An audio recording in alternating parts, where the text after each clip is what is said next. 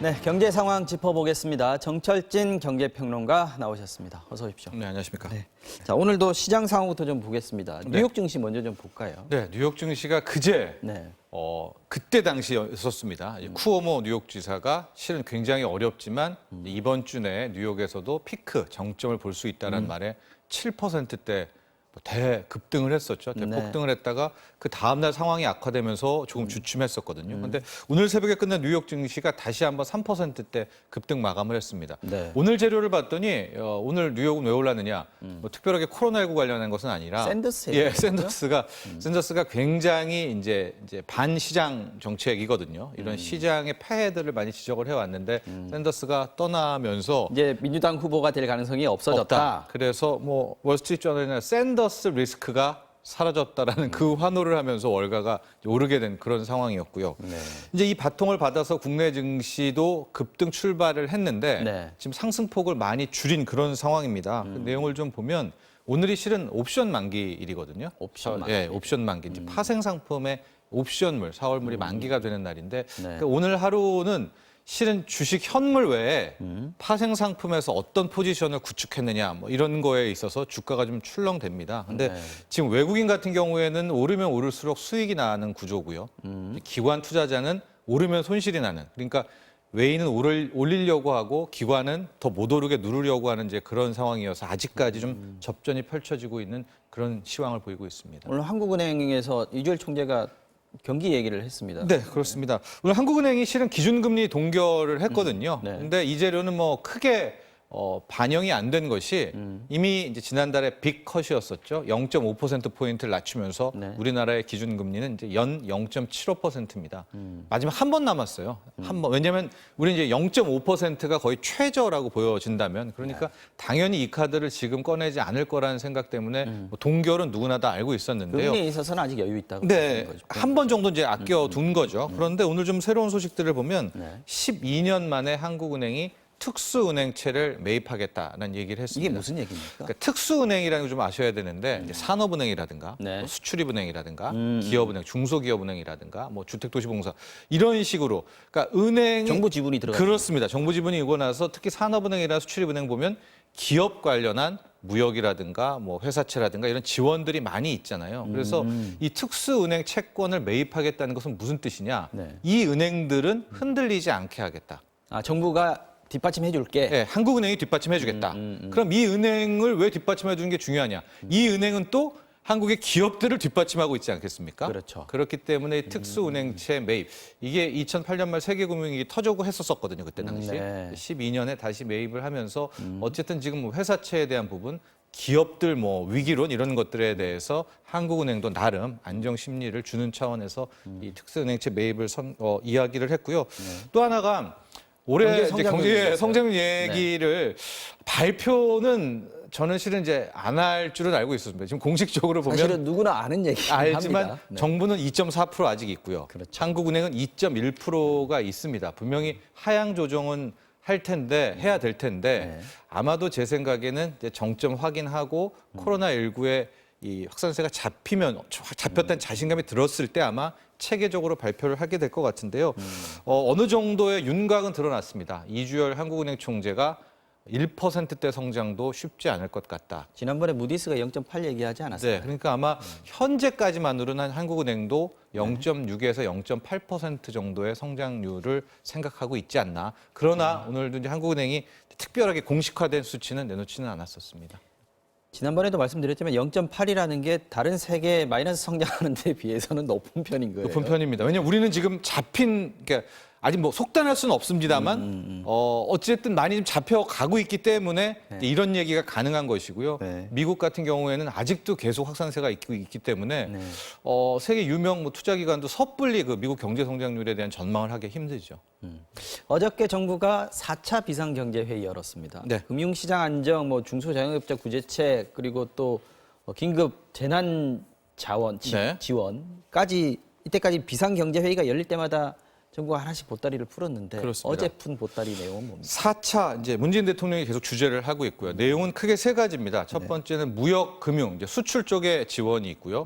두 번째는 내수, 그리고 여기 플러스 뭐 개인 사업자, 소상공인뿐만이 아니라 일반 개인들의 이 빚 문제, 채무에 대한 신용 문제도 같이 언급을 개인의 했고, 빚. 네. 마지막 세 번째가 그동안 대책에서는 없었던 스타트업, 벤처 부분 뭐 이렇게 나눠지고 있는데요.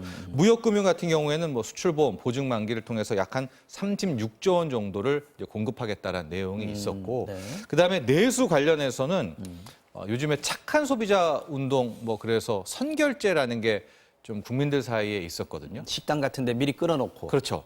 이제 나중에 설렁탕 먹을게. 10,000원이라고 하면은 이제 10,000원 한 그릇 먹었는데 계산은 10만 원 끊는 거죠. 그리고 9그릇은 결국 내가 단골집이니까 먹을 테니까 나올 때 올 때마다 체크하고. 예, 체크하고 이제 그런 거였는데 이것을 굉장히 좀 공적으로 또 이제 이 끌어올려서 공공 부분에서 네. 선결제 거의 수백억대 선결제 예산을 이제 편성을 하고 할 수 있죠. 예, 하고 개인 사업자 법인들에서 만에 하나 선결제를 한다면 1%대 세액 공제를 주겠다라는 내용이 이제 내수 관련 부분에 포함이 돼 있었고요. 착한 소비에 대해서 혜택을 주겠다. 네, 그렇게 됐었습니다. 그리고 앞서 말한 것처럼 이제 스타트업 벤처에도 한 2조 2천억 정도를 이제 공급하겠다는 내용이 있었고, 아까 내수 부분에서 약간 신용 부분이 이제 프리 워크아웃 뭐 이런 내용이 나와서 요즘에 개인 사업자도 힘들고 가게도 힘들고 그러니까 이제 부채에 대한 원리금을 못 내는 경우가 굉장히 많습니다. 그래서 특정한 전제 조건 하에 원금은 일단 갚는 거는 최대한 1년 정도 유예를 시켜놓고 네. 이자만 이제 갚아 이자만 나갈 갚으면 수 되게. 있는 정도의 그런 방안도 이번 4차에서 꽤 많은 내용들이 이제 소개가 됐습니다. 알겠습니다. 뭐 아까 말씀하실 때 모두가 다 지금 모든 경제 주체가 다 힘든 상황인데 네. 대기업들도 지금 쉽지 않습니다. 그렇습니다. 지금 얘기 나오는 게 지금 현대차예요. 네, 현대차 같은 경우가 한번 처음 코로나19 처음 나왔을 때 중국산 부품 안 와서 네. 셧다운을 한번 했죠. 공장 가동을 멈췄습니다. 예, 그러다가 거의 세계에서 유일하게 이제 공장을 돌렸습니다. 왜 유일하다라고 얘기하냐면 지금 미국, 유럽의 자동차 공장은 다 멈춰 있거든요. 예. 그런데 아마도 투싼 라인, 울산 5공장의 투싼 라인을 다시 한번 좀 멈춰 세울 것 같습니다. 그래서 그동안의 상황을 좀 보면 일단은 자동차 공장도 고정비가 꽤 있잖아요. 그러니까 이거 돌리는 것이 어쨌든 뭐 인건비라든가 기타 등등을 해서 계속 돌렸는데 일단 원하는 만큼 생산량도 나왔고 지금 보니까 수출도 그렇게 지금 녹록치가 만들어서 팔 데가 없는 네, 거죠. 팔 지금. 데가 없어서 이 정도까지 생산했으면 되지 않았나라는 분석에 따라서 일단은 멈춰 세우는 이제 그런 상황인데 오늘 참 역설적으로 뭐 현대차 같은 경우에 주가가 거의 급등 양상, 7% 폭등 양상을 또 어떻게 보이고 이해해야 있거든요. 됩니까? 이거는 이제 아마도 시장에서는 미국 차, 유럽 차들이 아예 생산을 못 하고 있는 와중에 그동안 어쨌든 현대차는 만들어 놨잖아요. 그러니까 이제 코로나19가 잡히고 이제 매출이 수요가 나올 땐 것이다. 가장 먼저 좀 현대차가 수혜를 바라볼 수 있지 않겠냐는 뭐 그런 분석이기는 한데요. 다만 근데 오늘 하루 뭐 주가를 가지고 향후 자동차 업 뭐 전체를 평가할 수는 없다는 점도 함께 고려하셔야 될 것 같습니다. 지금 쌍용차는 어떤 상황입니까? 지금 힘들다 했던 쌍용차인데 네. 인도 대주주 마힌드라죠. 발 뺀다는 얘기들이 나와 있어서 걱정이 네. 많더라고요. 이야기는 당초에는 2,300억 정도를 투입하기로 했는데 완전히 말을 바꿔가지고요. 지금 한 운영자금 400억 정도만 투입을 하겠다라는 얘기는 2,300억에서 400억이 예, 그렇다면은 6분의 1 수준이죠. 예, 하고 400억으로는 뭐 굉장히 부족한 액수입니다. 예. 당장 또 뭐 회사채 만개 돌아오는 것도 힘든데 지금 마인드라 쪽의 속내는 아마도 본인들이 한 2,300억 낼 테니까 당국에서도 뭐 산업은행이나 등등에서도 적어도 비슷한 액수 한 2천억 이상을 같이 출자를 매칭을 해달라. 네, 뭐 그런 식으로 좀 쌍용차를 우리나라의 이제 공적 자금이랑 같이 좀 끌고 가고 싶어하는 그런 의도가 있지 않느냐 지난번에 GM하고 좀 비슷한 예, 수법. 그런 수법을 좀 생각해 보는데 여기에 대해서 산업은행은 뚜렷하게 입장을 보이지 않고 있습니다. 왜냐하면 마인드라가 뭐 공식적으로 뭐 갖고 온 것도 아니고요. 400억만 하겠다라고 하면 정말 쌍용차를 떠나겠다는 건지도 아직 확실치는 않고요. 그러니까 이런 어떤 쌍용차의 속내를 이 마인드라 그룹의 속내를 좀 더 파악하고 있지 않느냐 산업은행도 보고는 있는데 아마 쌍용차 관계자와 또 2차, 3차 협력차들의 속은 타 들어가겠죠. 그렇죠. 왜냐하면 400억이면 이거 언제 끝날지 모르는 돈이고 안 그래도 지금 설상가상 코로나19 때문에 자동차 같은 경우는 지금 거의 수요가 없죠. 뭐 외출을 못 하는데 뭐 차 사러 누가 어떻게 나갈 수 지금 시기에 있겠습니까? 또 새 차 사기도 좀 힘들고요. 예, 그런 상황이죠. 다들 지갑을 닫고 있으니까요. 그런 설상가상 상황이다 이런 상황입니다. 알겠습니다. 지금 남은 시간 동안에는 배민 얘기 좀 해보겠습니다. 배달의 민족. 네. 이번 주에 좀 시끄러웠습니다. 네. 수수료 체계를 바꾼다. 뭐 좋은 얘기일 수도 있거든요. 네. 근데 왜 이렇게 욕을 먹고 있는 겁니까? 그렇죠. 이제 5.8%의 정률제를 바꾸겠다라는 건데 정율제. 예, 네. 기존에는 88,000원짜리 이제 울트라콜이라고 해서 정액제. 정액제였었습니다. 이제 근데 그래서 정액제도 광고 하나 있고 정율제도 있었는데 예. 이번엔 정율제로만 한다는 오픈 거죠? 서비스로만 이제 간다라는 이제 그런 방침이었었는데 네. 이제 배달의 민족 측은 그 울트라콜이 여러 가지 폐단이 있었다. 뭐 또 여러 가지 좀 돈 되는 데가 한 10개, 20개를 잡아버리면은 쫙 다 깃발 꽂는 거 아니겠습니까? 이게 깃발꽂기라는 게 있는데 사실 지금 시청자 여러분들이 네. 배달 주문 안 해보신 분들은 이해하기 좀 힘드실 거예요. 모릅니다. 그러니까 그거보다 오히려 한두 개밖에 못 하는 데는 소외받았는데 오히려 정률제가 좋다라는 게 이제 배달의 민족 측의 입장이고요. 정률제라는 것은 매출의 5.8%를 이제 떼간다는 방식입니다. 수수료로.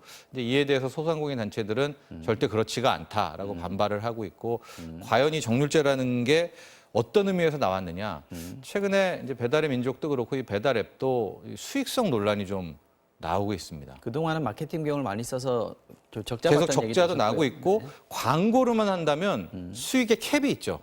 한계가 안 나오니까 매출이 늘어나면서 같이 수익도 늘어나는 구조를 분명히 생각했을 것이고 거기에서 나온 아이디어가 아마 이런 매출액 대비 몇 프로일 때가는 정률제로 바꿨을 가능성이 있습니다. 이것도 이제 아마 추측이고 분석이기는 한데 그렇기 때문에 더욱 반발을 하고 있는 그런 상황이어서 시점 때문에 더 그런 것 같아요. 네, 시점도 그렇고요. 코로나19 때문에 자영업자들 힘든데 네. 돈 더 받아가려고 그러냐. 뭐 이런 그리고 느낌이 있어서. 실은 중요한 게 공정거래위원회 기록결합 심사가 남아 있거든요. 이 독과점에 대한 문제. 네. 지금 이게 작년 12월에 있었던 이 독일의 딜리버리 히어로의 배달의 민족 인수까지 허락하면 독일 회사가 배달의 민족 배달통 요기요를 다 갖게 되는 이제 그런 구조가 된단 말이죠. 근데 지금 공정위의 이 기업결합 심사를 너무 좀 이게 통과시킬 거라고 생각하지 않았나? 그런 추측도 좀 해봅니다. 왜냐하면 무조건 통과될 거라는 자신감이 있었기 때문에 이런 시국에 갑자기 그 정률제란 카드를 꺼내 들었을 텐데 이렇게 되니까